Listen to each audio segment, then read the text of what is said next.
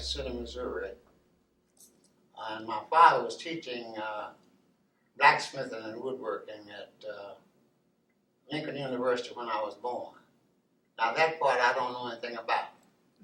Because I left there, they left, Dad moved when I was 2 years old, and we moved to Oklahoma. And he moved to a small town, a very small town, Luther, Oklahoma, population 325. Never got to be more than 350. And the population, the enrollment in the school, where my mother and father were both teachers, was more than the city. They had 700 students on the campus at the high school, and 300 people in town. But I happened to be fortunate enough to be at Oak Luther at a time when somebody in Luther, Oklahoma was influential enough to get Dr. Carver to come to Luther, Oklahoma and speak to the Washington High School students. And I was one of the students in this group. But I met him before that, just prior to that, because the family, my family, was prominent in the city, and when he was invited to come, my brother and I had to go down to Oklahoma City to pick him up and bring him to the school. So that was my first contact with Dr. Carver. I must have been in grade school because my brother was in high school, because I was the younger of 4 boys, and my youngest brother was 7 years older than I was, and this is the one I'm talking about. So I was in grade school. So I don't remember much about this program. I do remember that when he came to the school, he held up a little peanut, and he says, "This is a peanut. You see the little peanut?" He talked in a high voice, like that's the way he talked. I remember that much. But he went on to discuss all of the things that could be made from the peanut and everything. At that particular time, I don't think he had made so many different things, but he was in the process of doing all of this. Because later on, when I finally came to Tuskegee in 1939, he was at Tuskegee. Then I knew he was at Tuskegee because I knew that's where he came from to come to Oklahoma to visit, to talk to our school. And so I made it a point to go to the museum, go to his laboratory and talk to him. This is the further I got into it with him.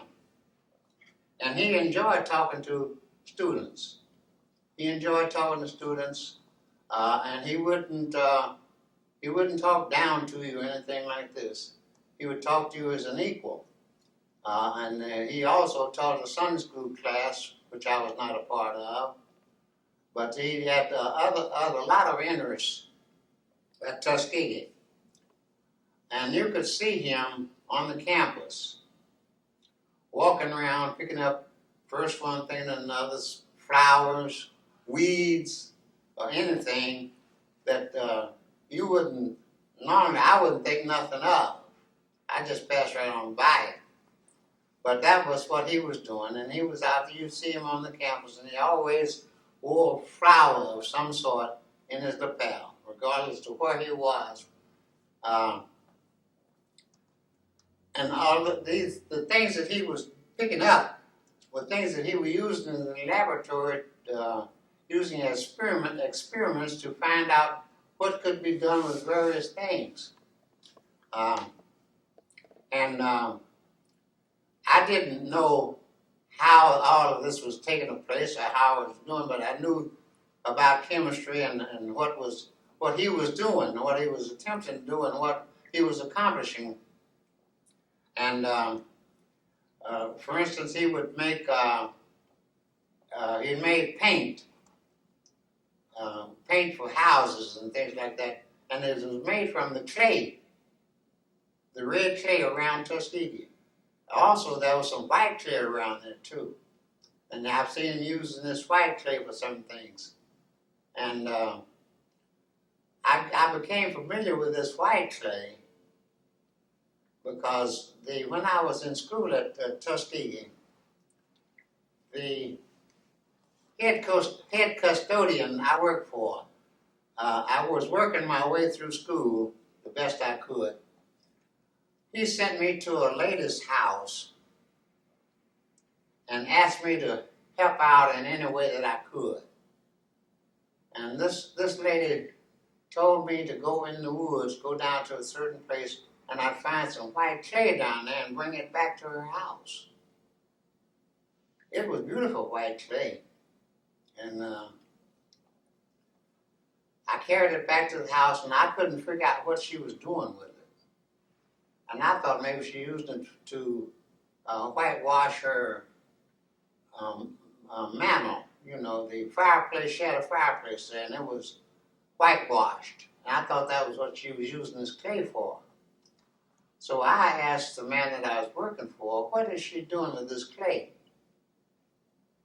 He said she's eating it. That surprised me. Because I couldn't imagine somebody just eating clay, but it must have had some medicinal purposes for her. But so I knew you could do some things with clay. Anyway, Dr. Carver discovered thousands of things, different things, about 300 things items he could make with the peanut. Just named a few. He used the shells for mulch.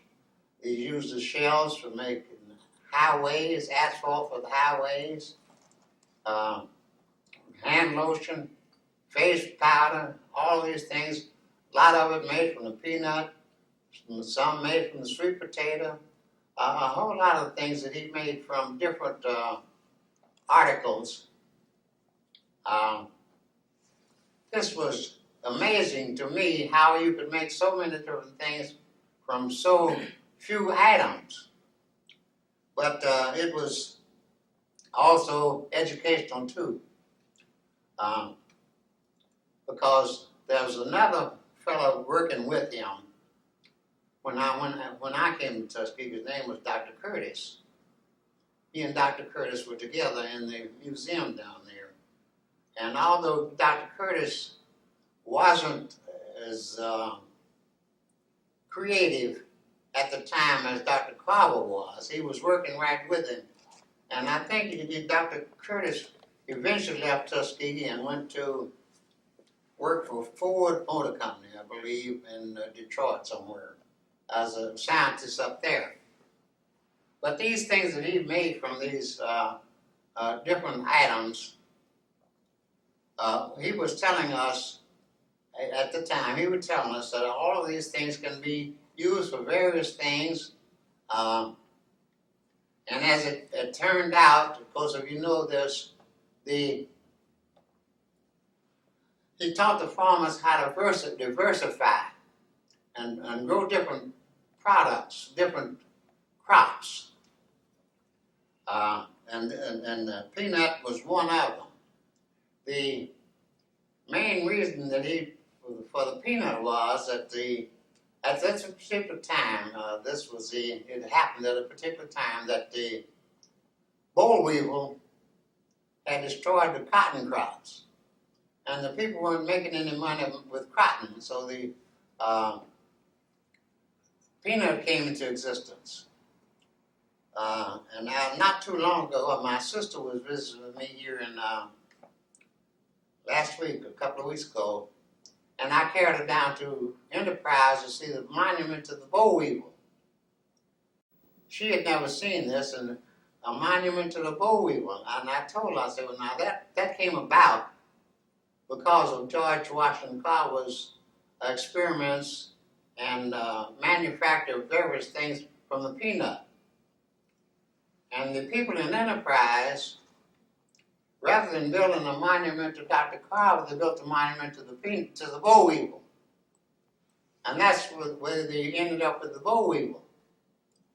But Dr. Carver wasn't given credit for anything at that particular time, I don't think.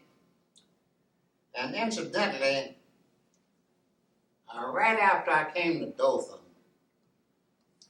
I read in the paper and I saw in the paper the Dothan Eagle that had a white man. His name was George Washington Carver. And he was taking credit for all of this inventions from the peanut. I wished I had kept this, because my wife doesn't believe it. She doesn't remember it. But this actually happened. This white man was taking credit for creating all of the different things from the peanut. And there was an article, actually an article in the paper with the shortest picture and all there. But that's my extent of knowing George Washington Carver. Now he was used mainly in our classrooms to tell us that you can accomplish what you can accomplish, what can be done with little or no thing, nothing, and but you got to know how. And we know that a lot of things can be done. And we know now that a whole lot of things can be done. And there are a whole lot of people, you don't have to starve to death because you can't find a job. There's a lot of jobs you can do, but you've got to be prepared to do them. And that's one main thing that I have learned, that I can do a lot of things, but I had to train for it. I had to learn how to do these various things. And that's about the extent of my story with George Washington Carver.